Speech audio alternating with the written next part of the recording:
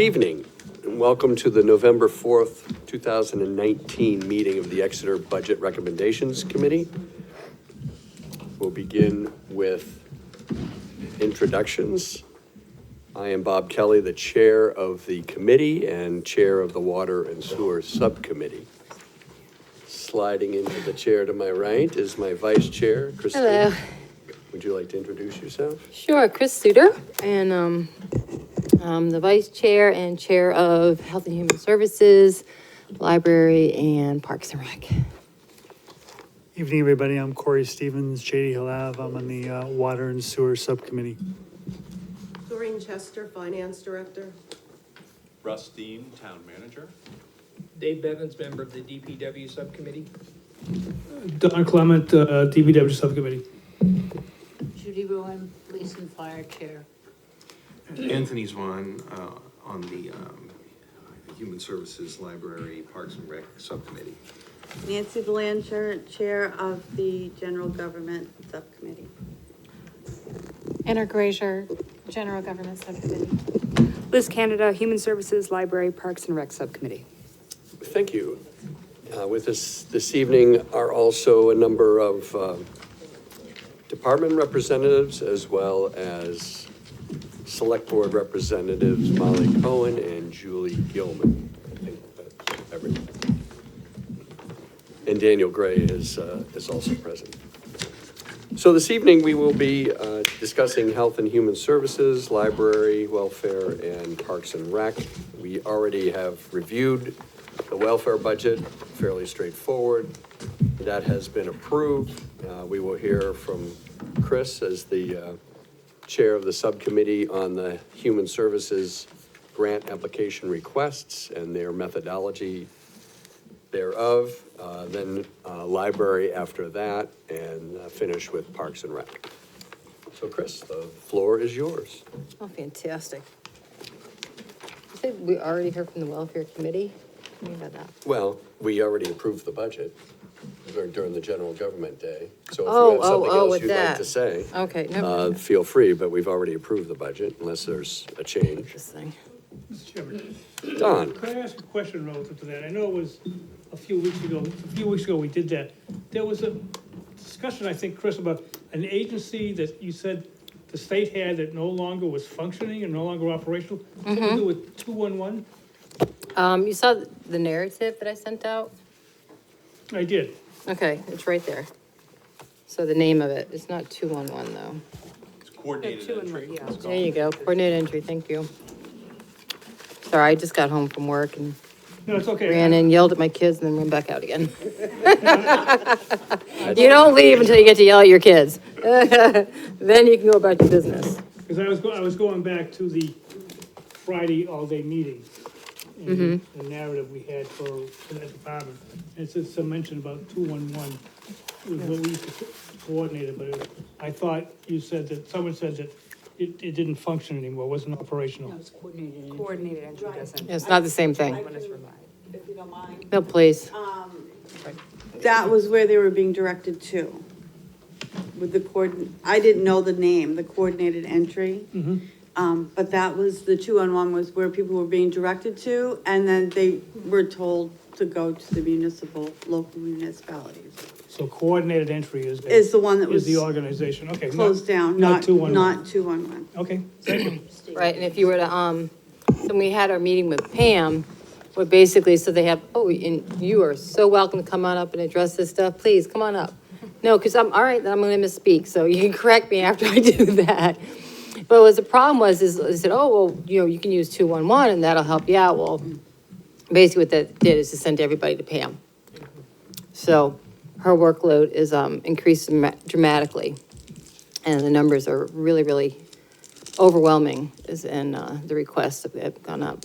So that's and I would just weigh in on that by saying that's a straightforward analysis. I mean, when Sherry was here and this organization existed, it basically created a triage post for us. So if somebody came in, we could send them there and then they would get their case essentially. It was operated like an intake. So they would intake and they would evaluate the situation and so forth. And since that's gone away, we're doing all of that now within our own office, which has definitely put a time strain on the service. And we're trying to evaluate that, I guess I would say, on an ongoing basis and see where it takes us, see if those trends continue. And I tried, so I went on their website and looking, just maybe find some more information, maybe there's other resources, maybe something new, maybe there's an update, maybe there's someone I could call and ask them, are they gonna bring back coordinated entry, what's the plan? And there really was nothing, there was no way to go, no information, no person, so it's just another challenge for the community and for Pam in her new position. One of the things that Pam does really well is documented her activities. So like, as the report we just got for October, there were 200 client landlord phone calls and emails in the month. And then agency phone calls and emails were 132, and then 18 scheduled appointments, meetings, 27 walk-ins, 2 cremation calls, 5 police involved calls, and 8 emergency hotel. That is in 1 month. Yep. So it's a pretty significant piece of the day-to-day at this point. And which of course would be doable if it was your full-time job, but it's 50%. And I don't think either one of us is here to say, we're in a crisis situation. Yeah. But I think what we are saying is that we need to acknowledge that there is an agency that played a significant role that went away. Yeah. And that is a new experience that we're grappling with and trying to work our way through. I think we talked about it on the 18th of October as Yes, well. we did. So, yeah. Does that answer your question, Don? It does, thank you. I just was hoping that now, but somebody could have found out from what happened to this agency. Just gone. Well, I know it's gone, but I mean, That's all there is, unfortunately. I mean, like I said, I was like, well, maybe I can call, maybe someone could talk to me, I could find out if there's an update, what their plans are, and it's just a black hole, there's nothing.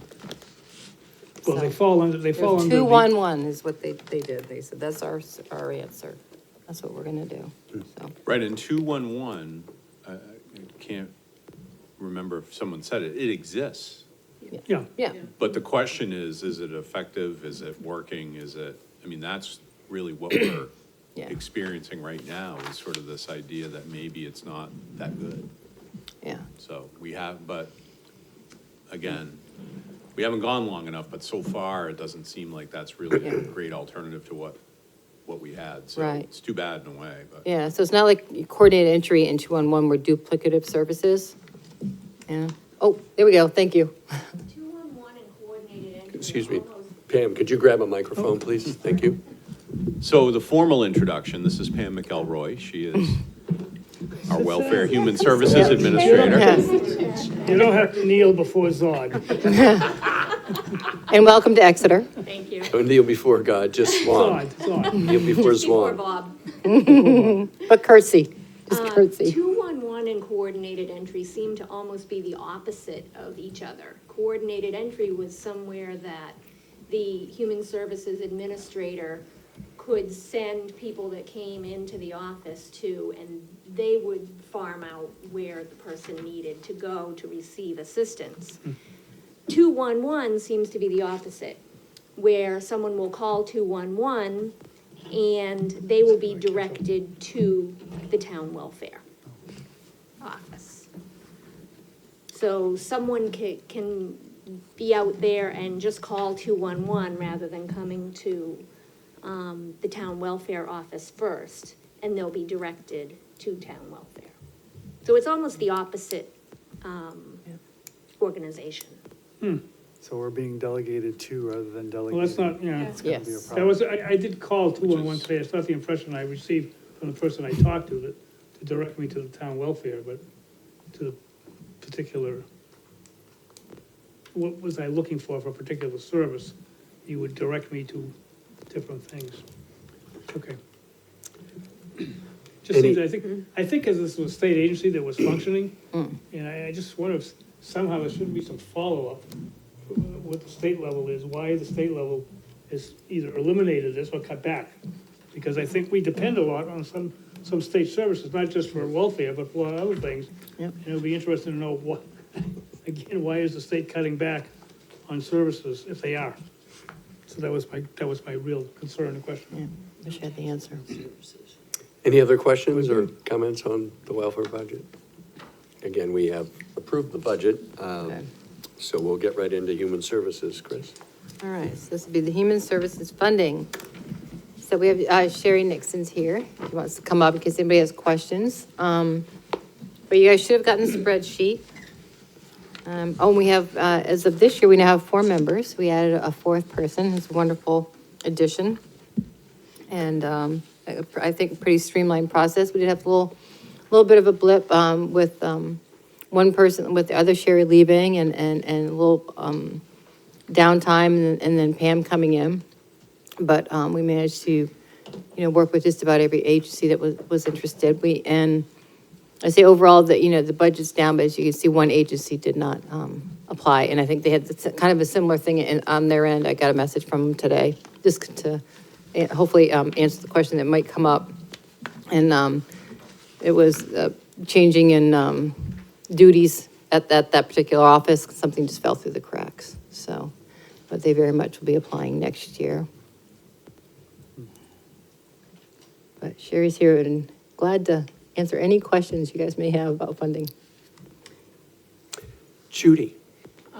Not knowing some of these agencies, without taking a lot of time, could you just briefly go down through the list and say what each does in terms of assisting Exeter residents? Sure, you want to start and I can jump in if you need me to? Annie's Angels does specific help for families in need, usually, I would say, healthcare needs, support for those families that are experiencing healthcare needs. Area home, they're not Big Brothers and Big Sisters has a mentoring program, which is one-on-one help plus an advisor that looks in and helps the pair navigate youth difficulties and giving someone for them to look up to and help them as they develop. CASA of New Hampshire represents young people in the court system, so they're court advocates for young people that are going through the courts. Crossroads House is a shelter for homeless individuals and families. Exeter Area Charitable Foundation supplies specific needs usually in the way of winter clothing and accessories for those in need in our community. Friends program, the RSVP is Training for seniors. Senior Right, help, yeah. mostly for activities, giving them services outside of what they would normally get. Great Bay Kids Company is a daycare provider. Greater Seacoast Community Health Program is, It is what it mental is. It's health. Sorry? Mental Mental health. No, what? I was gonna say that one's easy. They're health. okay. And Great Bay Kids is a nonprofit and they do scholarships. So if anybody was concerned about like, why would we be giving a childcare facility funding, it is a nonprofit. And they do have some scholarships, so. Haven is, supports victims of domestic violence. New Generation is a shelter and provider for unwed parents, mothers. Yep. One Sky Community Services is help for those with disabilities, some mental health challenges, but mostly I would say disabilities in general. Richie McFarland Children's Center is a program for young people with disabilities as well. Rockingham Community Action is a provider that picks up the slack in a lot of different ways. Primarily, I would say, heating assistance and utility assistance, but they do pick up gaps where the other programs don't fill in. Rockingham Nutrition Meals on Wheels supplies and delivers meals for usually the elderly or people that are homebound. Seacoast Eat Local is a service that connects people with local food sources And in this particular instance, their funding is for their SNAP program, which they provide for people, a matching program to let their SNAP or food stamp benefits go further at the farmers markets. Yeah, so that one, if you guys aren't familiar with, so at the farmers markets, they get, if they're using their SNAP, they get, basically a double credit up to, is it 10 or? No, no limit, double, it's double, no limit, Oh, no limit, so that's really impressive. Wow, yeah, it used to have a limit, right. so the limit's Right. gone. Wow. Seacoast Family Promise is a interfaith group that provides services to homeless people. They aren't a homeless shelter, but they provide services in helping people find a home and get what they need to support themselves. Right, and they're a day After they've been shelter. homeless. Say again? But a day shelter. Yeah, during the day. Seacoast Mental Health is mental health provider. Seacoast VNA provides home health care and nursing and hospice support at home. And St. Vincent de Paul is a food provider, but they also, for those in need, but they also provide dental services and other services to that underserved population. Waypoint, formerly Child and Family Services, help me on this one, Chris. Oh. They're another one of the catch-alls where they do like provide a number of different resources. And I just Women talked to in them. Greater Squamscott is an entirely volunteer-run organization that helps specific individuals for specific needs that they can't get covered elsewhere. So it might be short-term help on a car repair or a utility bill or something like that. Yeah, it could really be anything. What's neat about them too is they don't have referred. any paid staff.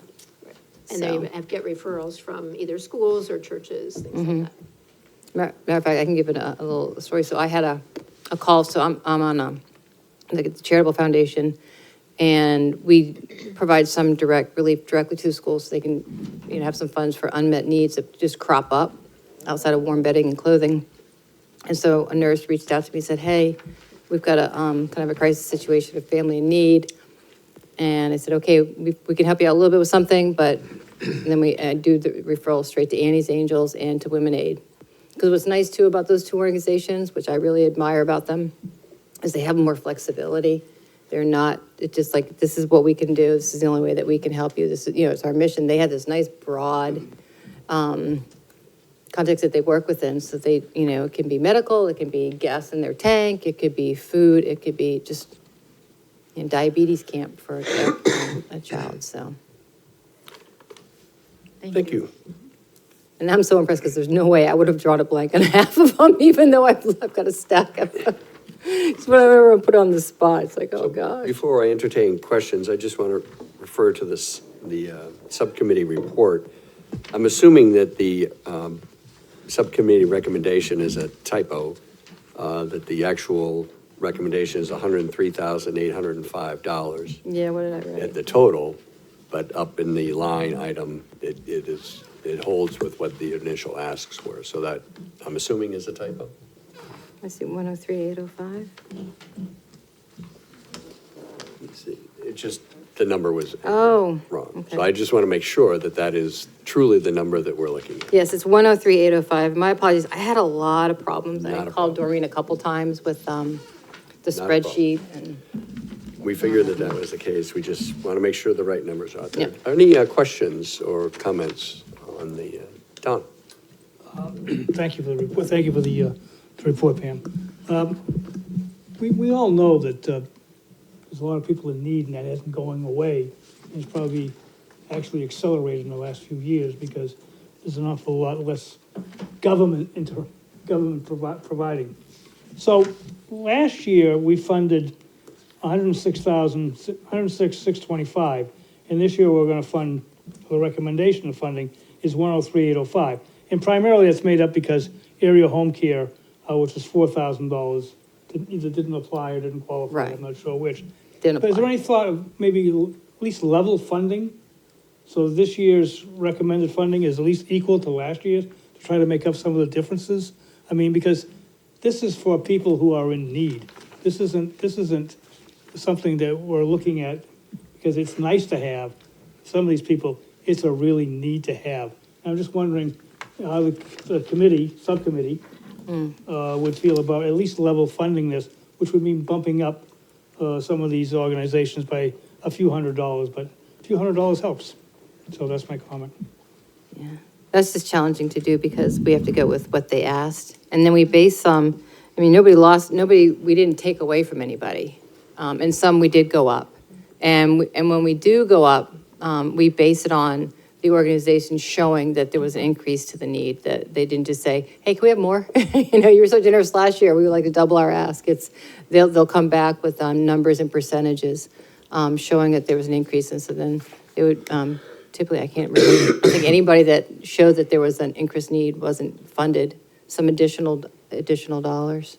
I just have a question Oh, about. excuse me, just one second. Do you have any follow-up or anything? No, I'm just throwing it on the table. Okay. I'd like to. That's great. I'd like to, bring this back up at least Just- a level. that's funding. fine. Honestly, I'm it's not actually gonna hurt. following that with the same question about, Seacoast VNA and Waypoint. I'm just curious, because they actually did request more, but a lower amount is recommended, it looks like. Is that correct? I was just curious if there's reasoning. We level funded those guys. We really Sherry, looked please. at, if somebody asked for more than they were given last year, we wanted to see a demonstration of how they needed more. We know that everybody needs more. I Oh, mean, yeah. Everybody could use more, but if they didn't articulate or lay out for us how their costs increased or how they increased the percentage or the number of people in Exeter that they helped, we didn't feel that it justified an increase over what we Yeah. were funded for last year. Yeah, because That's our here's rationale. Yeah, and here's what could happen, because if you don't do that, the asks are gonna just sharply Awfully rise, sharp. and then we're gonna go, oh my gosh, we've got, $200,000 in requests this year. And it could quickly get out of control if you don't show some, Criteria. some criteria, some parameters, and like I said, they could ask for a lot more. And we really appreciate that. I think they're very reasonable, most of the folks, and what they ask. Tom? Yes, thank you. Don knows this way better than I do, but I did serve 3-4 years ago. And, these conversations have been had in the past. And, amounts have been increased and decreased somewhat on a percentage basis, somewhat on the fly, in various committee settings, which is one of the reasons why we advocated a couple of years ago for the standing, I don't want to label it, but the standing sort of subcommittee of now 4 people that have been continuously vetting these applications. And so I would just urge people to respect the time and effort that went into that and that's going into that, and and honor that. So that's my 5 cents worth regarding the numbers. And that was the whole spirit in which that committee was advocated for. So we Great. reviewed it as a subcommittee, as a small subcommittee here of the BRC, but we honor the work that was done by that standing committee. Corey? Thank you, Tom. I would second Ton's comments. We spent a lot of time over many years figuring out how to do this best, and it seems like we've hit a stride. My question was on the One Sky. They seem to have asked for a whole lot more money than in the past, and I just, out of curiosity, wondered what need they saw, or do you know the background on that, and what the evaluation was like? There are requests that, I think they just started requesting, this would be their 3rd year, and quite candidly, they're a little disorganized, and so their request, I think, started out initially at something like $14,000 for the first request. Oh, that's right, yeah. And then last year, it was down to $1,625, and then this year is back Jumped up back up again. again. So they're a little erratic, and I think they're finding their way in how they approach funding requests. And they didn't really demonstrate a clear need of why it should jumped so significantly over last year's funding. So we chose to keep it level with last year. Judy? Relative to Dawn's point about meeting needs of townspeople, we did increase the welfare budget by a small amount, but if there's a desire to increase help for people, perhaps we might want to revisit the welfare budget, but that has Yeah. been increased. I like that. Absolutely. So what, Well, so it- just so we're clear, I mean, welfare, we're going to spend what we need to spend because it's Right. an obligation that we have to meet. Right. We've made our best estimate at this point, but to the point being, it's kind of like the snow and ice budget. It is like the snow and ice budget. Yeah. I mean, if we Yeah. get If you get snow, you gotta plow. more requests that we have to fund, then we will do it, so. Our hope is that, you know, as we've trued up the welfare budget over the last couple of years to reflect the revenues that come in, keep in mind that a lot of those costs that you're seeing are, there are some reimbursements there as well. There's some direct relief, but then there are other things that are offset by, I call it organization funding, trust funding, things like that. So some of these organizations that are on the list for human services are actually contributing back. They're actually paying for things that are either in our welfare budget or even off book, so. And just as the old salt here and with a little bit of history, this is similar to the Public Works maintenance budget. I mean, the requests are far more than what we are actually budgeting. And we do the best we can to provide a number, and the number we came up with 3 years ago was $100,000. Obviously, in years past, it was way over that, but anyone who's been around for a while will remember those were very chaotic times. People were making requests, you know, just throwing stuff up against the wall, to your point. A lot of people were disorganized, and the criteria that we were using was very disjointed, and I think almost everyone came out of those discussions very disappointed. So a few years ago, and frankly, with Chris taking the helm here and really drilling down to a really nice set of criteria and open discussions with the organizations, I think we've hit our stride. And I think that as she said, we have increased the welfare budget, which we are obligated to do. These are things that we feel compelled to do, but there's no set number. And I think, I agree, we should honor the work that the subcommittee, it sounds like they had a really solid set of criteria, did their interviews, and yeah, it'd be nice to add $20,000 to this, but, you know, there's a lot of asks in town, and everything has to be balanced, so. Well, to be honest, I was Thank you. asking to I add understand. 2,800. Oh, I understand that. Yeah. I understand that. But the asks are always more than what we're in a position to provide. But so I appreciate the subcommittee really taking a hard look at this, and certainly entertain Yes, Mr. Chairman. anything else, discussions or otherwise, but thank you for the hard work. Yeah, I have to say On that the behalf group's a of- really nice, well-oiled machine, and it's honored to be able to be on it with these guys and with a lot of hands. It makes for much lighter lifting, so. If the chairman will entertain it, on behalf of the BRC subcommittee, I'll make a motion that we adjust line 55360 to the amount of 103,805. Second? Let me get the page. Page 28. 28, bottom line. Thank you. Moved and seconded. Any further discussion or questions, comments? All those in favor of a revised human services funding budget of $103,805 signify by saying aye. Aye. Opposed? It's a vote. Thank you, Christine. Thanks, Sherry. So we'll move into library. Library. All right.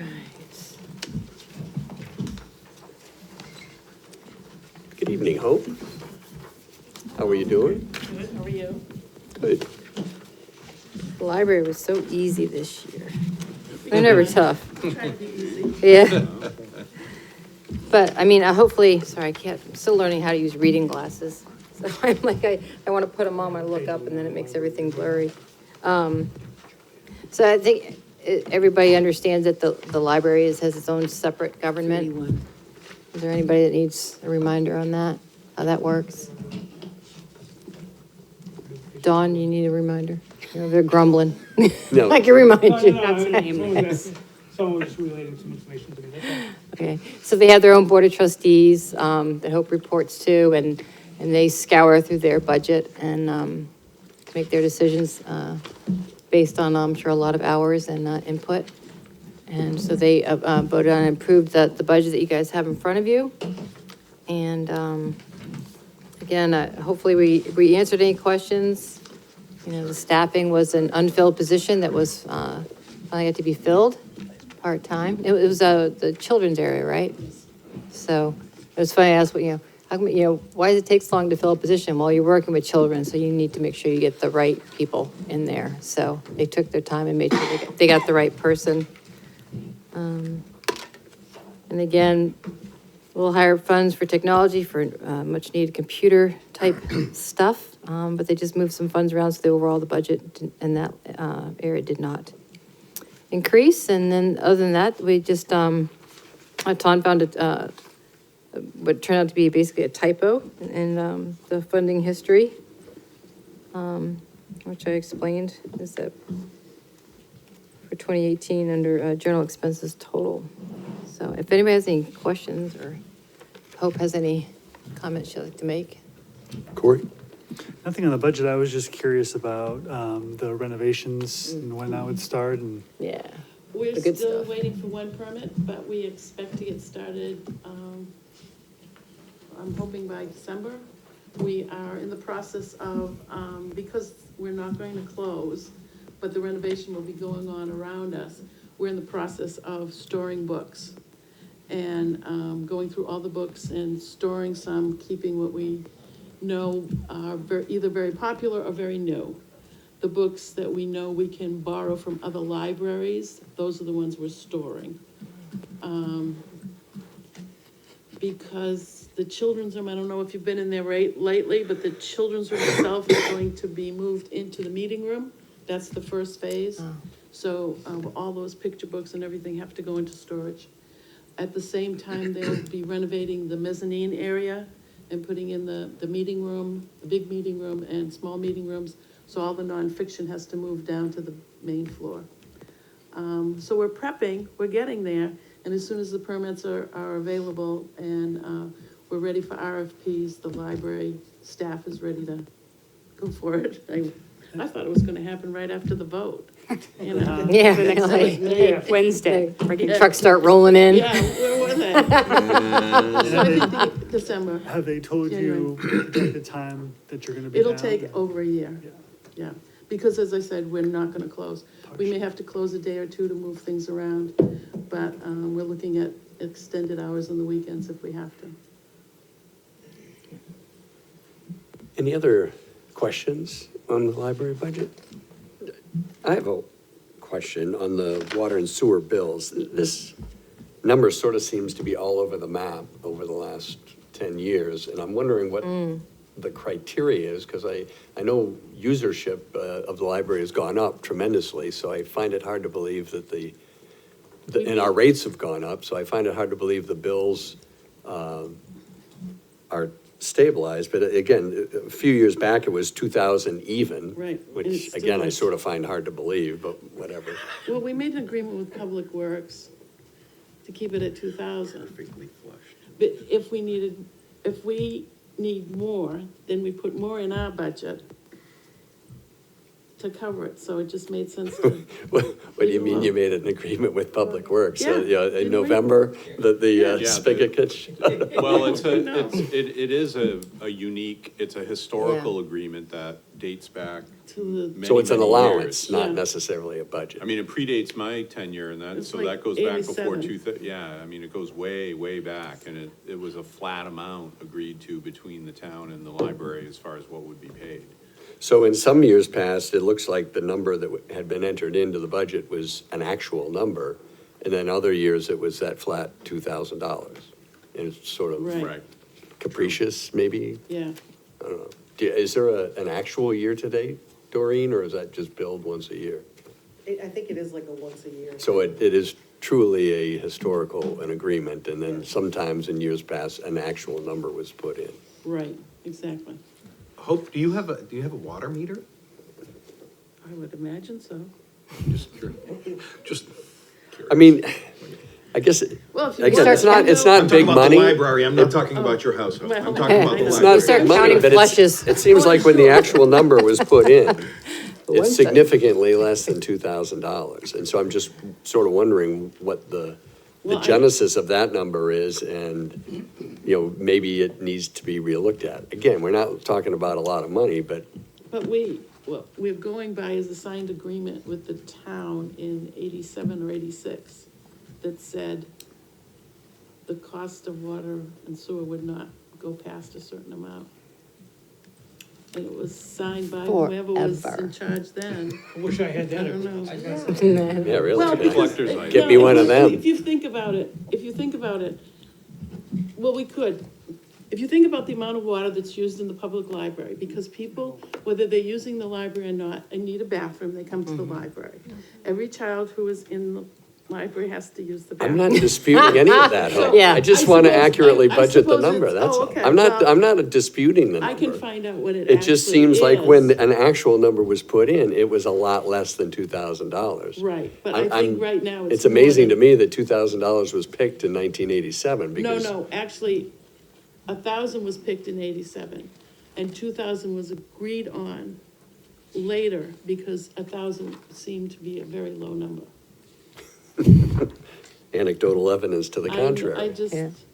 but I could find out, I'm sure I can find out what it is, Yeah, but it just seems yeah. that.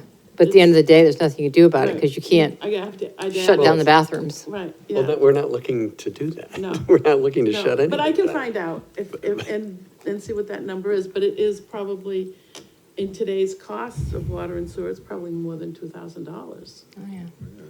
Again, anecdotal evidence to the contrary. He's a water but- sewer guy, in case That's nobody all knew. $500 It's, quarter? it's his passion. In one, Thanks, in Chris. 5 days, the bathroom in the children's room was flushed 167 times. Again, So- yeah, fine. Well, they do It's just- know. It'd be nice. I'd love to, I think I will do some I'd research. rather not into know, that I think. agreement. It's probably gonna be. I'm on it. Find the differences when we All right. So there is no actual year-to-date, we just sort of, you know, despite the fact that in 2018, we actually had a number. Do we have any idea what the number might be? No, I just looked, I don't have a year-to-date through October.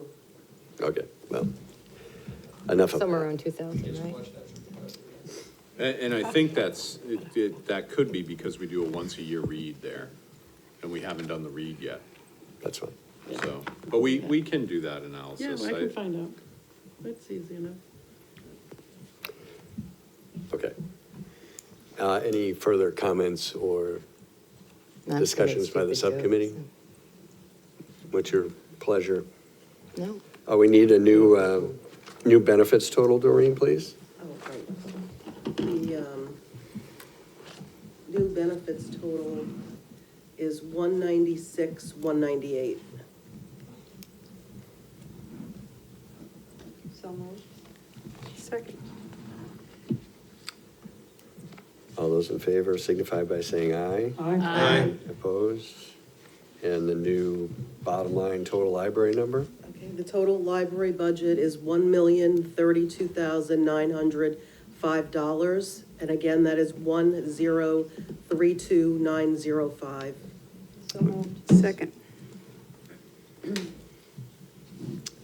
It's been moved and seconded, and a total library budget of $1,032,905. Any further questions or comments? All those in favor of that budget signify by saying aye. Aye. Aye. Opposed? It's a vote. All right. Thank you. Now for the Thank you, real, Hope. thank you, Hope. Thank you. All right, so now for the really quick one. You guys thought those two were fast. All right. Okay, Parks and Rec on page 29. So I say, so you can see from the notes, if you're looking at, the increase in salary and wages, for those of you who were on last year, you recall that a part-time position was moved up to full-time, and so we're seeing just the residual impact of that in the salary. And guys, my committee cohorts, please feel free to jump in at any point in time, because I'm sure We're on it. I'm gonna miss something. Any other questions So why don't you in? just, why don't you introduce the staff, Oh, since Greg is sort of stealthily, I'll let those guys introduce themselves, 'cause I don't Okay. recall, I'm not sure about titles, so I don't want to Okay. mess that up, but. have at. Greg Beeson, Exeter Parks and Recreation Director, and to my right is Melissa Roy, Assistant Director. Welcome. I didn't know Melissa's last name either, so it's just Melissa from Parks. Thank you guys for coming. Melissa from Parks, it is. All right, so I guess I should say, well, there's an added line at the bottom, but is there any questions, salaries and wages for anybody? Okay. Nope. So the one thing that probably jumps out to folks is the $7,500 for senior programming initiative. If you guys recall, last year, we talked about really wanting to, the department, so there's really, no special, programming for seniors outside, basically there's a couple trips that tend to be geared towards seniors. But we have a large population, that would like to have something for them. And so they got on it in full force and managed to fund about $7,500 in activities for seniors through donations and sponsorships this past year. So it was kind of, I don't know if you want to say it was like kind of a mistake in the budget, but what they're looking for is basically, it's going to be, the budget would be doubled because they still plan on raising through sponsorship and donations for about approximately $7,500 worth of programming, but they're also asking that the town contribute $7,500 this year to help them provide the services for the seniors. And I actually have two handouts I'll pass around. I presented, projected what our senior programs would be in 2020 and what we are anticipating on adding if we can get enough funding. But also a few of the survey results that I think are very indicative of what this community is looking for. We had 388 total responses for our older adult survey, which is still open until Friday, so people can still respond. So we were very pleased with that. But there was a great response of older adults and some caregivers. So I'll pass it around, and if everyone wants to see a little bit. Well, actually, thank you. The things that stick out most of all in the senior survey, especially the number of program participants of what they want to see in programming. Health and wellness, 295 out of the 388 would love to see health and wellness classes. 257 would like to see socialization opportunities. 150 of them would like dances. Our walking program, which we started last year, which has become very popular. 276 want to continue that program. Arts and crafts, 263 would like to see it. Men's and women's groups, 225. Cooking classes. When I say cooking classes for one. Seniors that often have a dependent that passes away, they're not used to cooking for themselves. Luncheons, special events, technology classes, educational classes. When I said educational, it's more of the wellness safety type thing, like how not to, not to get fraud or scammed, or different things that we may want to teach them that your conventional classes can't teach them. And then, of course, intergenerational programs, 233 of them. Would love to see it. And we are very happy that 65% of the respondees are fully retired. So we know there are those people that are looking for some kind of socialization. And Melissa has done an outstanding job going and really starting these programs from scratch. As you know, before, we didn't really have any senior programmings. We had a senior center per se in name, but we didn't have a lot of senior programming. So we hit the ground running, and we've been very successful so far soliciting funds, and people are very open to helping contribute more to senior citizens.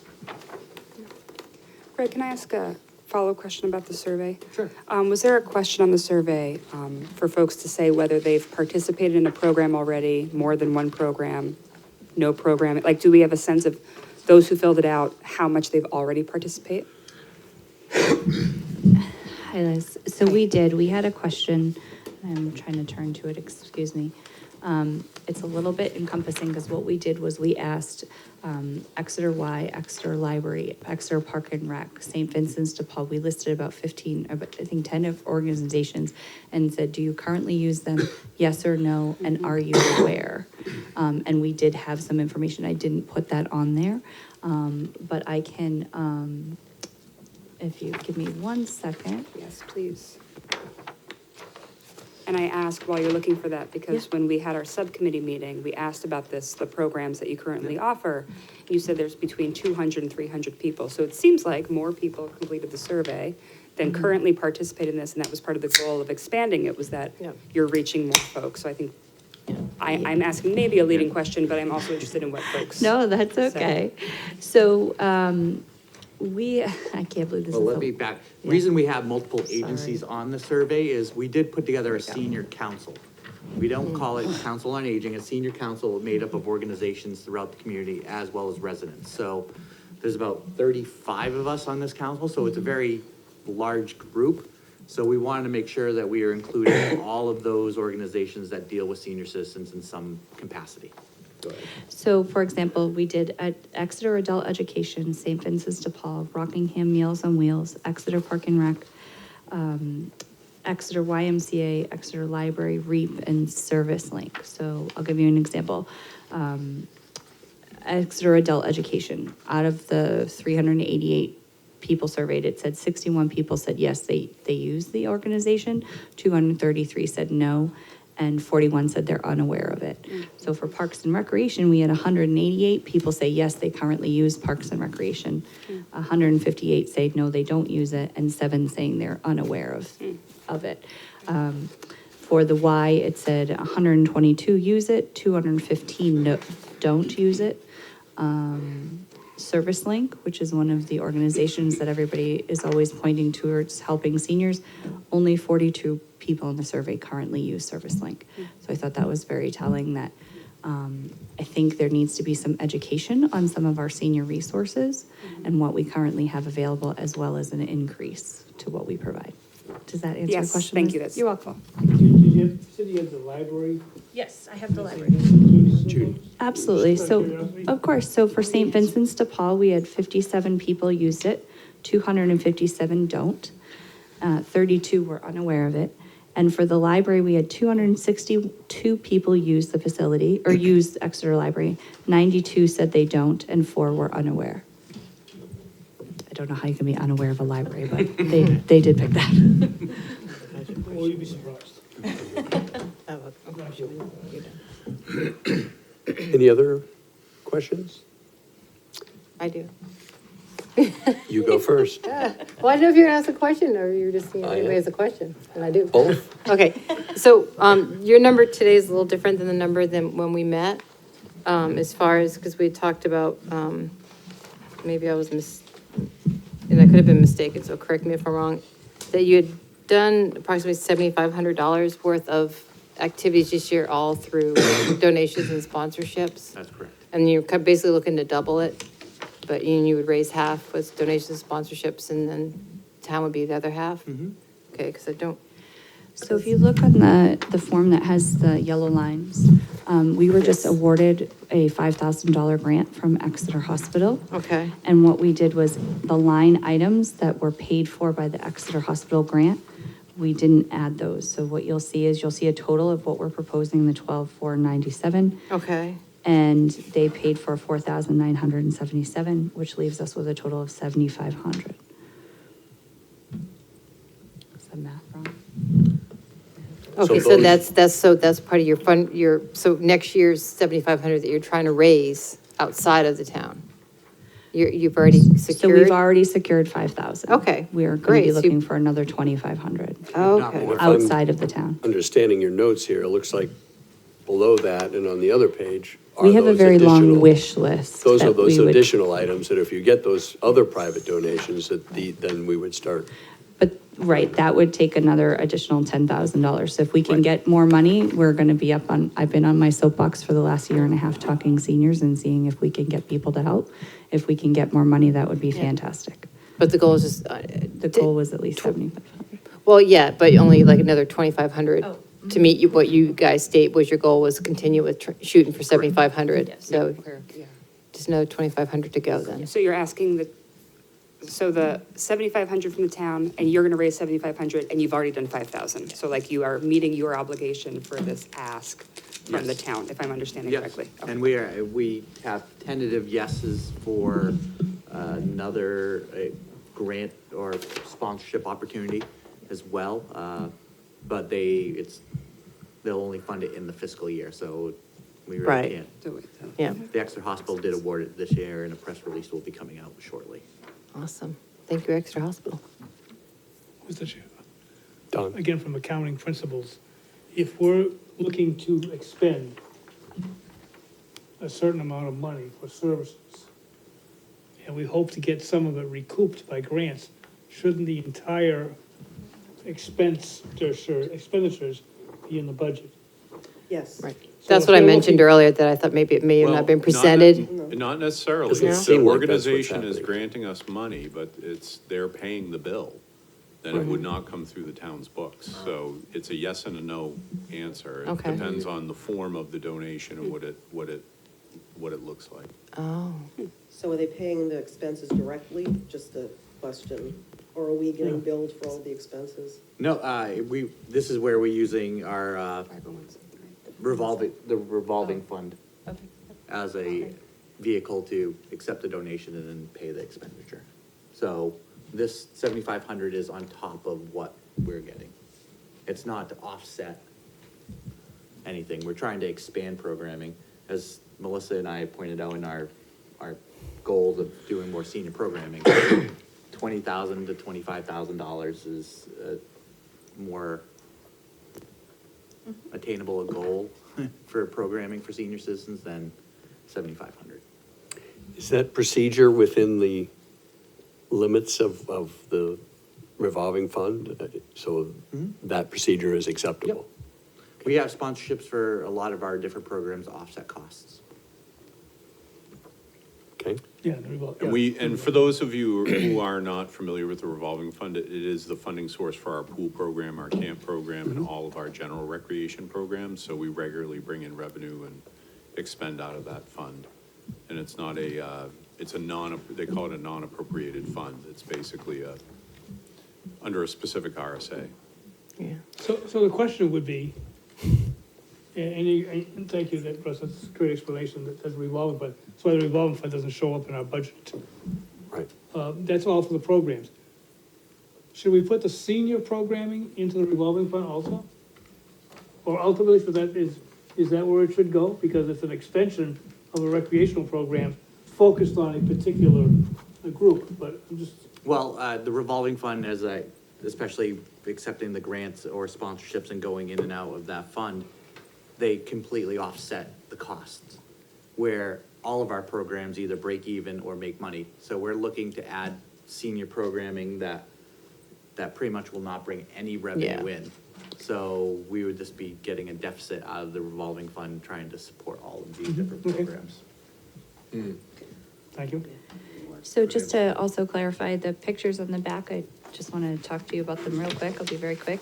So this is what we've done so far. Some of the programs you'll see, I go once a month and I run a craft at 277 Water Street for our low-income seniors. We have 25 to 30 women that join us once a month, and it's become so popular. They now hold their own potluck luncheon afterwards. It's very adorable. Adorable's not the right word, excuse me. It's very nice, sorry. Then in the town hall, we have what was our senior summer kickoff barbecue. We had 85 residents come and join us for a concert and a dinner that was sponsored by Newburyport Bank. We did a flip-flop craft, which was what we've decided at 277 for those of you that have been over there. It's all doorways and hallways. So 4 times a year, we do a door craft for a seasonal to try to decorate their holidays.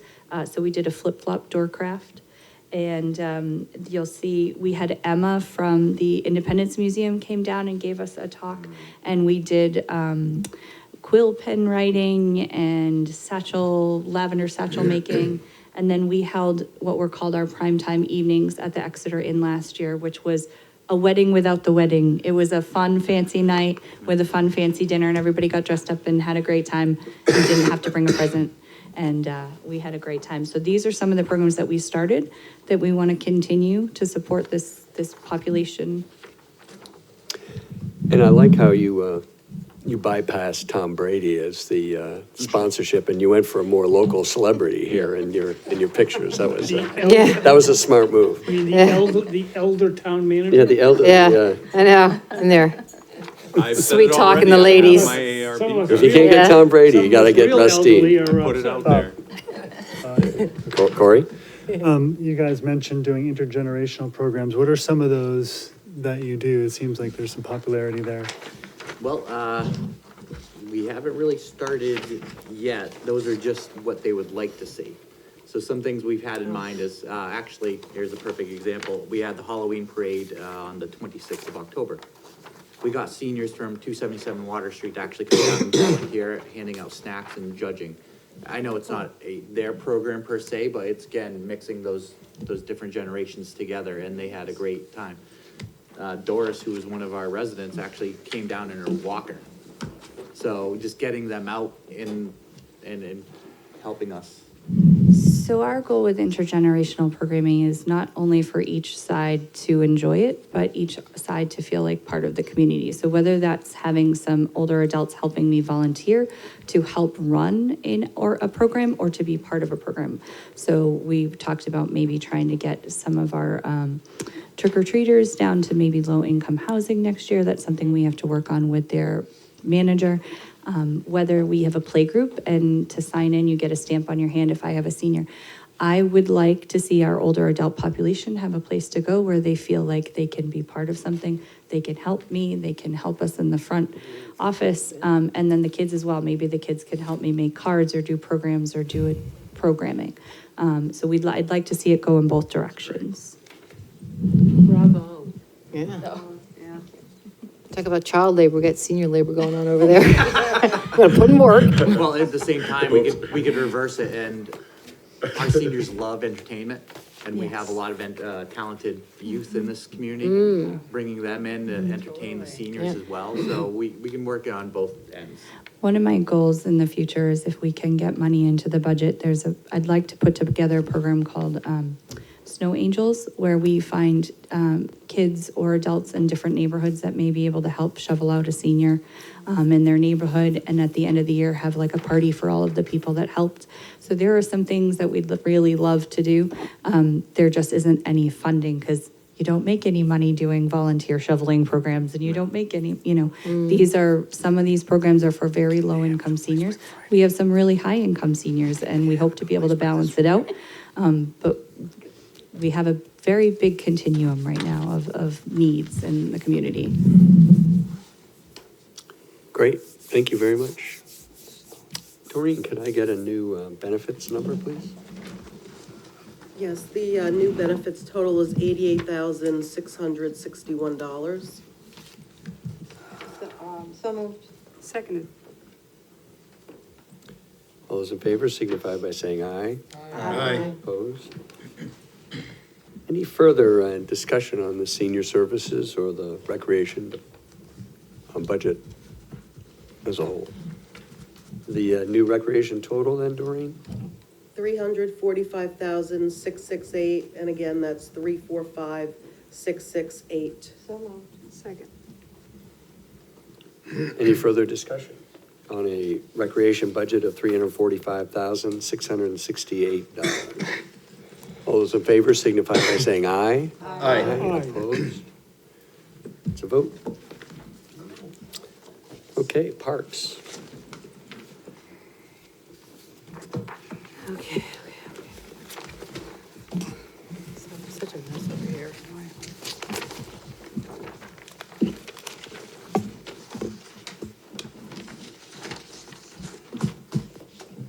I assume that I should assume, any questions over salaries, anything like that? We good there? All right, and again, like says, we had the summary, so have when,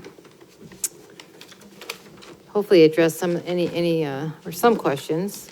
We talked last year, if you recall, they said, how much the need just skyrockets in the parks in the summer. So they try to hire, a couple part-time people, to no avail. It just couldn't find them. It didn't work. And we even talked about, well, what if you had offered a little bit more money? Just doesn't happen. So they end up using the funding, plus it says, just to explain it's 11,000 was put aside, but it's 11, when you factor in, the benefits, so it'd be associated with a part-time person, it comes up to 11,800. So when you see that in the budget, the 11,800 is the, in theory, two, part-time people, and benefits. So those dollars went to contract services. We talked again about, would you like to try again to get some part-time people and maybe offer a little bit more money? And then, Greg shared with us that the person that they do have doing the contract work for him does not only, very good work, but they have a lot of bang for their buck, more so than that, you would necessarily be paying for. So there was not it wasn't like, oh, we're paying through the nose to get contracted services. It was not, it was the opposite of that. We're getting just one heck of a good quality deal for the contracted services. So they'd like to just take the money out of the part-time summer help and put it right into contracted services. While we're on that. Please do. So the net would be an increase of about $10,000, dropping the seasonal helpline and increasing contract services to 2,800. So what more are we getting for $10,000 from a third-party vendor if we were to approve this? A couple of different things we've added. One is. Or we would be adding, right? Because we haven't. Yeah, well, what goes into contract services, Corey, is actually more than just mowing. So additional things that we have to add. One of the things is poison ivy mitigation at the recreation park. That's first and foremost. We had a lot of outbreaks of poison ivy this year, and it's rampant. It's just growing on all the fences, and I mean, to the point that I actually had to hire someone brave enough to actually go in there and chop it down by hand. But it's gonna grow back, and kind of getting that out of control, because when you have staff and kids all getting poison ivy, it can be a nightmare. And an increase in some fertilization costs of going up. One of the things that I think we need to get on an industry standard of overseeding some of our athletic fields as well. So that's all cost associated, because we don't have the equipment to be doing any of that. And then it's just extending it and making sure we have a mowing crew or a contractor that handles the various parks that we need them to handle.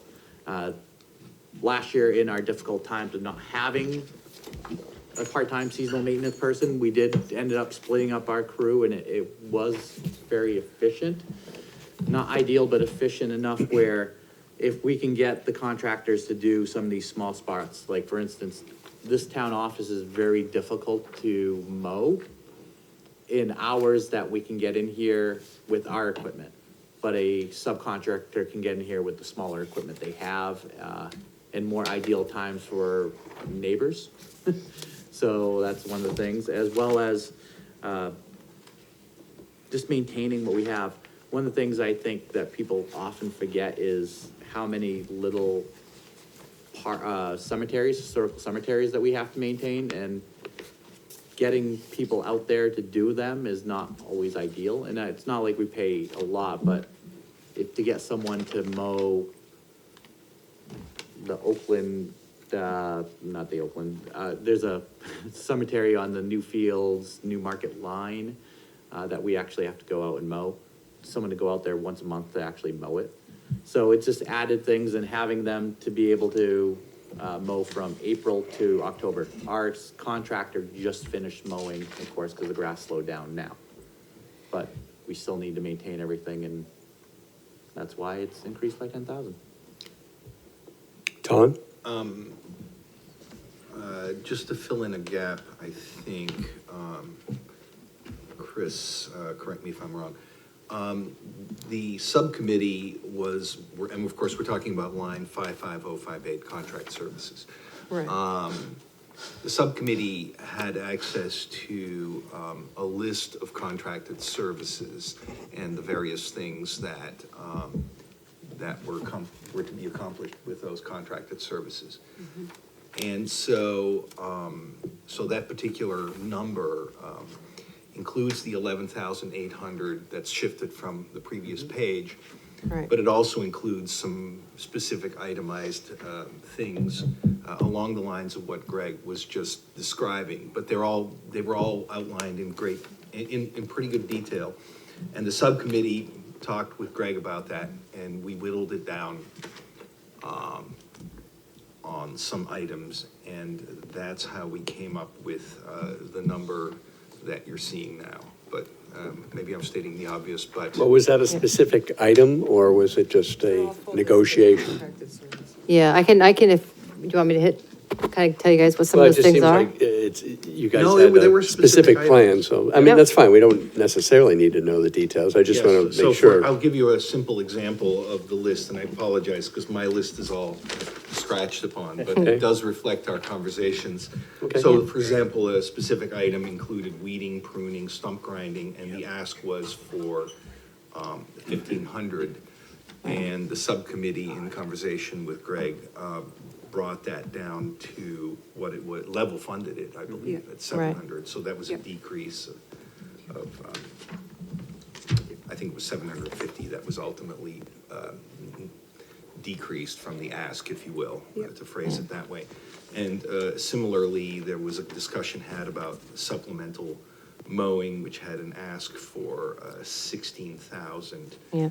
And based on conversations about frequency of mowing, et cetera, correct me if I'm wrong, we whittled that down to 13,800. But that was based on specific conversations that were had about frequency of mowing and whether those things needed to be done. Right, yeah. So, And the safety complex. so, Yes. so feel free to Safety correct me, but complex. that was what went into the overall number for contract services. So, yeah, so we did go through, like I said, if, here's your piece of paper, it's got all the different things that made up, contract services. What they had was, what the current budget is, and if they were asking for an increase, and then we had a discussion about why the increase was needed. And then any place that there was an increase that we got right in the weeds, literally, figuratively, and try to figure out, is there a little bit less that, we could go with? And we were able to bring it down. I think it was like close to $3,000 that we were able to kind of skim off, but still managed to make sure that these guys could do their job, so. And one of the things that Liz just referenced to is, we're looking to landscape to make mowing more efficient. And public safety was one of them. We're looking to, and now we can probably work some of it, not all of it, but renovate some of it to, less green space means less time mowing, means less that we have to be in a certain site, and we can move on to the next one. Great, Don? So, question, the contracting services then are multiple vendors? Correct. It's not one vendor? Not one vendor. Yep. So, but the mowing contract, I guess I'll call the mowing contract, you say $13,000, Christine? This is supplemental mowing. Supplemental mowing. Yeah, Is that it's one, part that's of it. one vendor, do we take bids on that? Yep. I know the Parkway does that too, Yep. for them mostly. Last year, So we it's a only, bid pro, it's on a we bid had basis. one vendor submit a bid. So we're hopefully with more additional sites that we might be able to get a vendor that may feel like, oh, all right, I can invest in actually sending a crew there. Cause then they can hop around and do all of this in one day. My experience is they have the same problem you have, they can't find people. Right. Not equipment, but a lot of times it's, they don't have enough personnel that they can get. Yeah. Do we wanna put an 85-year-old senior behind a lawnmower? With proper training, you can do anything. We could do the intergenerational, they could race. Yeah, we could have the seniors and the kids out doing it. Regional Parks Department too. There you go. Thank you. Which I was given a background, if anyone noticed on Swayze Parkway, the green shed is being renovated. And I asked what the history of that, and there were two retired gentlemen that used to mow Swayze Parkway in their retirement. And there was a mower down there. Cool. In the old They days. still live in Exeter? No, they've passed away since, but, it would literally probably take them a full week, because it was just a standard. Oh my God. Start again when you're done. Non-motorized mower. Yeah. You could make a big loop. And they go. Well, there was a sharpening expense back in those days. Any other questions on, like the equipment purchase or anything like that? Fairly self-explanatory, it looks like. That was a one-time ask last year. On in the narrative, it talks about, landscaping supplies and materials needed to renovate, is it at the safety complex? Yeah. So is that whole increase related to safety complex, and is that the 9/11 memorial that we were hearing about? Yes, that's one of the portions of it. Well, it's the same place, but not the same dollars. Correct, yeah. Yeah, the fire department's paying for the Fire actual, department's paying for the memorial. actual We're just memorial. paying for the pretty flowers. The that- landscape. Yeah. That go And around it. then, but the increase in here is for that? Or Yes, is it as more- well as, one of the things is the town's been very supportive. We just renovated, the softball fields. And to maintain quality softball fields, you need to put certain things into it. One of it's called Pro Slide. It's about $1,800 per pallet, and you need one pallet per field per season. I wasn't gonna ask, and I've already had these conversations with both leagues that are gonna be using the facility, that if the town buys one pallet, each organization buys one pallet for additional field, and now all the fields are done. So, It's a good way to do it. no, And are benefits they agreeing to that, everyone. or is that what you're gonna do? no, that's what, they've already agreed to it. So, Nice. yeah. Well, one had no choice but to agree Well, to either, it. don't say that, just say, yeah. Right, that's good negotiations. Doreen, a new benefits number for parks? Yes, the new benefits number is $45,613. So moved. What was that again? I'm sorry. Tori. 45,613. Second. Thank you. So 618. All those in favor signify by saying aye. Aye. Opposed? I'll entertain a motion on contract services, 55058. Mr. Chairman, on behalf of the subcommittee, I'd like to move on line number 5058, 2020 preliminary budget number of 45050. Am I correct, Christine? Yes. you. Second. 450. $45,050. Thank you. Any further discussion on the revised contract services budget? All those in favor signify by saying aye. Aye. Opposed? It's a vote. So a new general expenses total, Doreen, please. The new general expenses total is $91,715. So moved. Second. All those in favor signify by saying aye. Aye. Aye. Opposed? And since there's no, Stewart Park maintenance has been revised up to the general park maintenance. Correct. A new parks number, Doreen, please? The new parks total is $218,182. Again, 218,182. So moved. Second. Any further discussion? All those in favor signify by saying aye. Aye. Opposed? to vote. Thank you. And one thing I want to emphasize, and I want to thank the residents, you don't understand how many residents come out and actually help us in the park cleanup. I had an estimate, having talked to them, about $14,000 to $15,000 of free labor this year alone, with residents coming out, helping clean up the parks. And I encourage any resident during our park cleanup day to come in well, because it is nice when you have a lot of volunteers. I know Liz and Nancy have been volunteers every year, where they actually come and have ownership of their own property. All the parks, and just recently, we just had a Phillips Exeter Academy renovate the landscape in front of our current location too, as well, so. And I'll make the plug, it's not just raking and whatever, we've painted benches, and so there's plenty of things to do. And the laundry list keeps growing. When do you guys do that? We did it in April in conjunction with Earth Day. We're gonna try to avoid school vacation. It's been bad timing where we've had on the Saturday of school vacation the last couple of years, and so we're gonna try to either do it before school vacation or after, one of the two.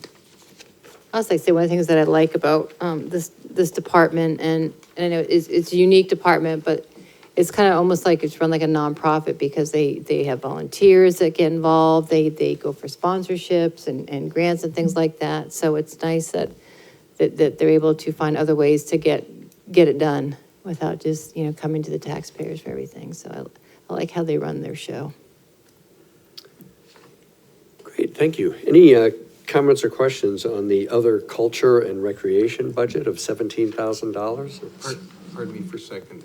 Sure. Am I missing something? We did parks total, but do we then do a total parks and recreation number, or did we already do that? We did not. Well, we don't vote on it because it's just okay. an add-on from Parks and Right. Recreation, but if you'd like the number, we can get that. Could I have that number before we move along, and then maybe a percentage or something like that? Sure. Sure, the total Parks and Recreation number is $563,850. And a percentage, please? The percentage is, I have 4.7, but that's from last year, this year. Are you looking for the Yeah. percent? Yeah, that looks Okay. right. That's fine, skip Okay, it, skip yeah. it. Well, it's 4.7 versus 4.3. Is it 4.7? Yes. Yes. Okay.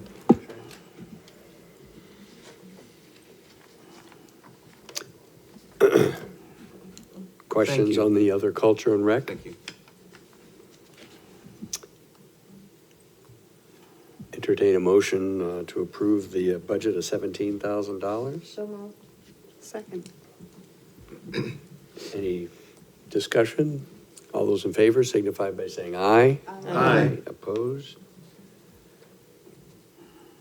Any comments or questions on special events, a budget of $15,000 level funded from this year?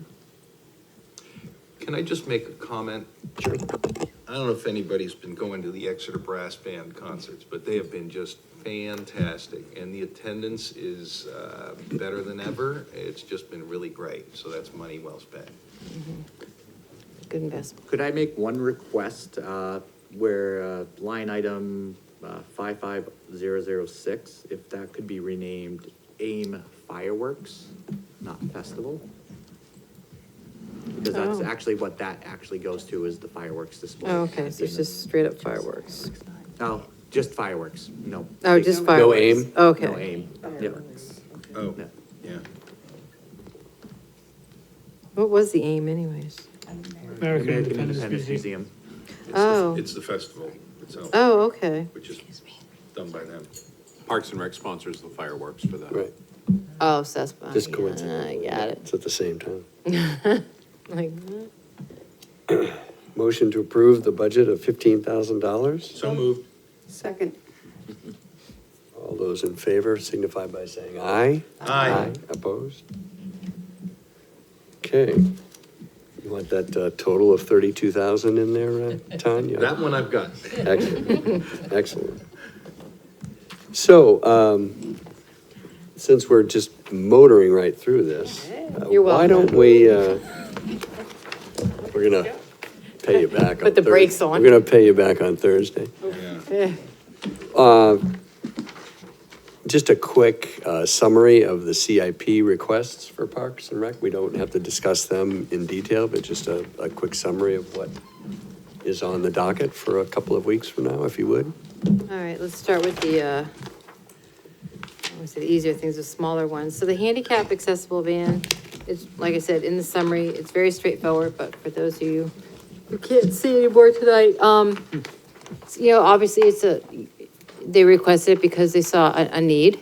There's, you know, a few people in town that, you know, need handicap accessible van. But, you know, we asked people, as we've been doing, you know, this whole time, and, you know, looking at your budget with, you know, knowing that we, you know, something has to give, you know, in every department. Is there other ways that you can meet the need? And this guy said they are able to, not all the time, but they can talk with the folks from Meals on Wheels and are able to access their van, which is great. So we said, okay, good. So there is an opportunity to still be able to meet the need by working with the Meals on Wheels folks. It's not a perfect situation, but it's something that it's a possible situation and has been used in the past, I believe.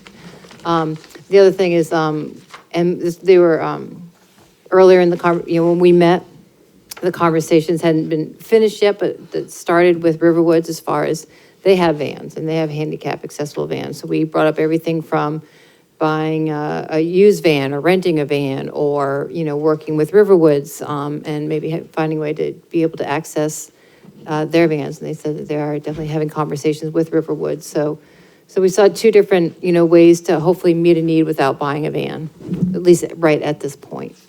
And everyone, I think, felt fairly comfortable that that was a reasonable solution for right now. So if you guys have comments, or if anybody has questions, or. Great, thank you. And the Parks Improvement Fund? Yeah, so you guys should all have this, right? Yes. Okay, so you're able to read through it. And again, there isn't anything on, any requests I've seen that I thought were, oh, you know, that's not necessary, that's not needed, or that wouldn't make it, you know, be good for the community. It was more of an eye for, okay, if we had to cut something, you know, how could we go about this? So, you know, after our discussions, we thought, we talked about, you know, maybe putting off a couple of items. One of them being Gale Park renovation, you know, putting it off for a year, not indefinitely, and helping us save some funding. And the other, sorry? Oh, sorry, never mind. And the other one, and it's funny, I wish you'd been at my kitchen, because we met at my kitchen table Saturday to go over a few more things and to go over these, was with the water fountains, because we had our own little discussion and talked about, you know, being able to live without those water fountains, if not just for right now, but maybe, because so many people are, you see, carrying water bottles and bringing water, or, you know, having access to another, you know, beverage. I didn't know how often you actually. Sorry, may I just go ahead. Dovetail on that before you hit your response? Yeah, please. Mr. Chairman? Yes, go ahead. Thank you. So some of these discussions, both on the prior item with the senior van or the handicapped accessible van, I forget exactly what it was entitled, as well as the park improvements, the discussions were had in the spirit of obviously minimizing or decreasing the CIP, you know, final total and minimizing the hit to next year's budget. I think, so it was in that spirit that we were looking for opportunities. I mean, all these were very worthy, There's no fluff. worthy projects and worthy asks, but it was in that spirit that we looked for the least painful ways to decrease the requests. But the point that I wanted to make was that we are also anticipating a discussion about Parks and Rec's bigger ambitions. And so it is in that setting that we were trying to offset what we expect will be, you know, the bigger request. So I think that's a fair representation of where the subcommittee's thinking was at. Anywhere we could shave, you know, we tried to, you know. As much as we love to fund these things, that was the spirit in which we did that. Would you agree with that, Liz? You answered. Excellent. Thank you for taking into consideration. I'm assuming that in the notes, the funding of $72,000 for the the Park Street should be the 22,000 as shown in the summary. Is that Yes. correct, or am I missing something? No, it should What have did I been type wrong this time? 22,000. Yeah, you just wrote 70. Yeah. Okay. 72 for Parks. Definitely not putting $72,000 right in the Park Street, next year. So, Oh, no, no, no. okay, We so are gonna put some. No, right that in, was but- not my, I'm trying to Meaning. get a sense of, Mr. Chairman, trying to get a sense of what Tom talked about. The originals, the CIP, the book that we received, had an anticipated CIP request for the park fund of $125,000. Correct. Are you saying that your subcommittee has recommended a different number? That is what I'm saying, but I want to look at my subcommittee. Well, we don't need to discuss that So it'll detail be a smaller tonight. number. We'll talk. Smaller number. Okay, thank you. We'll talk at the I CIP thought it was night. I just want to 72,000. sort of get the projects out there, so, yeah. again, it's important for the committee to understand the breadth across departments of what is being asked. We can't operate in a vacuum for each department, because there are so many requests this year, and such a volume of money. I think So- the answer, Don, to your question was. Yeah, but the yes. short answer is yes. Yeah, okay, no, The that's short all right. answer was Yep. yes, correct. But we haven't got a number yet, and we won't have a number until we do CIP next week. Sorry? We won't do a number until we have the Undoubtedly. formal CIP meetings Undoubtedly, next week. yeah, yeah. Next- Yeah. is it next week, Bob? Yeah, next week. It will be, yes, next week. So, actually, now that I see this, that $72,000 is correct, because you were supporting It sounded- Park Yeah. Street, the townhouse, and the Healy Pool Yeah, resurfacing. it was all but two. Which is Yeah. 42 plus 8 plus 22. Got it. So that is correct. But, It Mr. just- Chair, Yes. I interrupted our department head, who was about to start talking. And just as I had mentioned last See, year. that's why when you have to go we- through me, so there's no interruptions, but, you know, Greg, go for it. Just as we introduced it last year, and I mentioned earlier, there is a laundry list of a number of parks. Yeah. And it's not that it's neglected, but if we're gonna create, go Unfunded. by national standards, just like Public Works, Police and Fire, there are national standards for parks and maintaining parks, and some of these obligations where if, for instance, if we accept land water conservation funds through the federal government, we are obligated to maintain the park as it was brand new. So there's a number of different facilities, one being the recreation park, that we need to have a higher standard of maintenance, of making sure it's maintained correctly and that we don't fall back and have things deteriorate where now we're scrambling to make up the difference. If that makes sense. It does. I just- So, Can I just add a comment about water fountains, because I won't be here next week? I just want to put a pitch out there for them. Oh, good, because, yeah. Because my family is power users of some of the Parks and Rec facilities, the Park Street Common as well as the main rec fields. My kids carry bottles and they refill them repeatedly during times at these locations. And I know anecdotally, there's a line of kids at the Park Oh, Street that's Common good. fountain. Yeah. All summer long, and not even just during the summer, as long as the fountain has water. It's right next to a bus stop, so when kids get off the bus, Really? yeah, See. yeah. And that's the information we didn't have at the It's kitchen busier, table, it's, you know? yeah. So they do have their water bottles, but It they is. refill them, which I didn't Yeah, think about and- that. and think So about many the- people do. I mean, I don't go the anywhere without san- like need 16 for beverages. a way to use get a sanitary, way to fill your water bottle at a site like that is And also important. these water fountains that are proposed would be ones that not only you have a portion to drink, but you can also fill up your water bottle. Oh. And we do pay for the water out of the revolving fund. well, that's why we discuss this now, so we have Yeah. a few weeks That's to good. Now I ruminate change- on it. I Don? would like to change So my are we- mind. Oh, I'm sorry. So are we going to delay discussion of any of the detailed projects in the CIP? Correct. Until next Thursday? Correct. I want to get them out there, so we, Because I have some questions, so I can wait till Thursday. that'd be good. Now, last year, we appropriated through a warrant article, $100,000? $100,000. Will we have an accounting of how much we've spent and where we've spent it on next week? I can have that for you, but 100%, yes. Great. That's easy to do. And I can tell you right now, there's not much left in that account because we've done various projects. One being, just quickly, Kids Park renovation is coming. I'm waiting to finalize details for the install for that. I'm gonna be putting a memo to the Board of Selectmen, to build a, pavilion at Gilman Park. We have money for that. We did Townhouse Common. We've done all kinds of improvements at the filtration system for the pool. And then we did a couple other little small projects, but yes, I'll have a full That, detail. like, super. Yep. That'd be great. You all set? I'm good.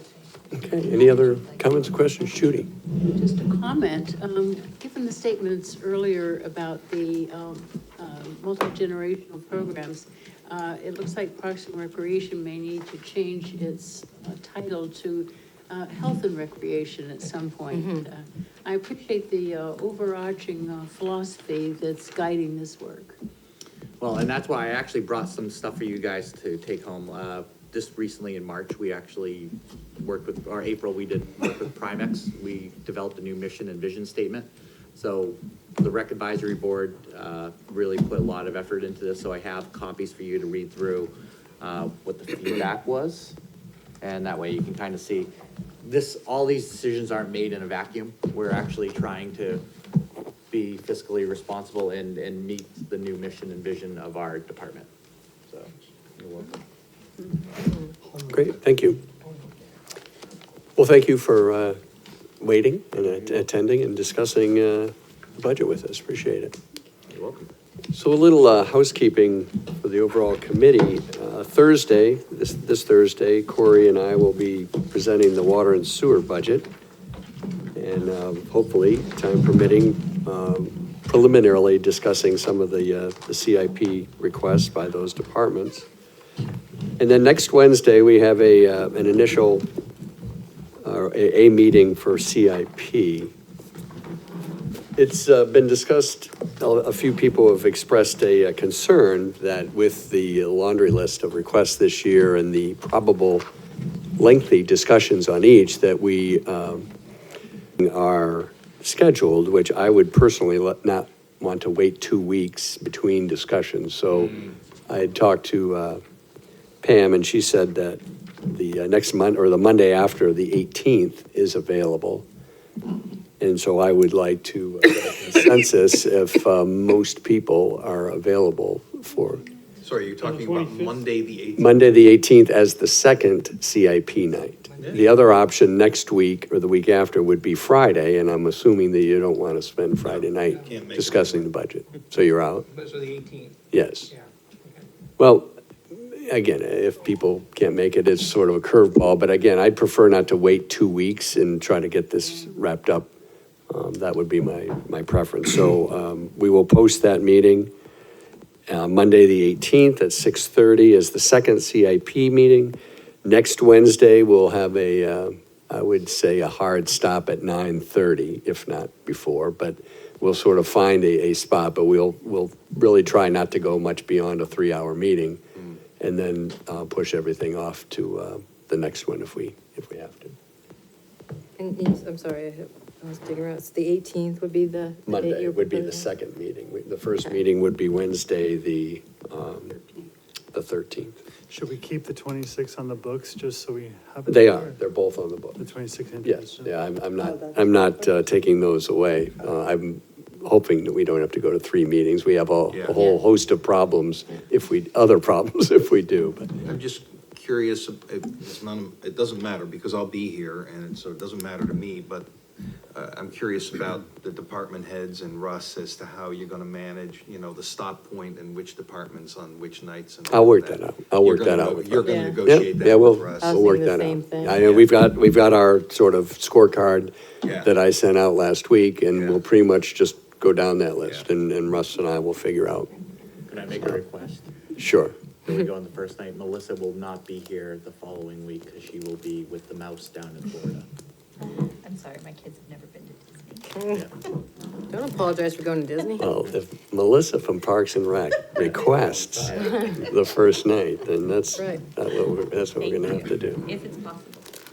Yes, yours, I think, are at the very front of the CIP book, so yours would be probably among the first that we discuss anyway. Okay. So, yes, we can accommodate that request. If you wear the hat. I will wear the hat, I'll wear a t-shirt, whatever you like. Flag. Lots of pictures. Lots of pictures, absolutely. So everybody all set? So with the schedule, Thursday, water and sewer, the next Wednesday, first CIP, Monday after that, second CIP. Great plan. And hopefully, we'll be done. Okay. Any other questions? We stand adjourned. Amen. Nicely done.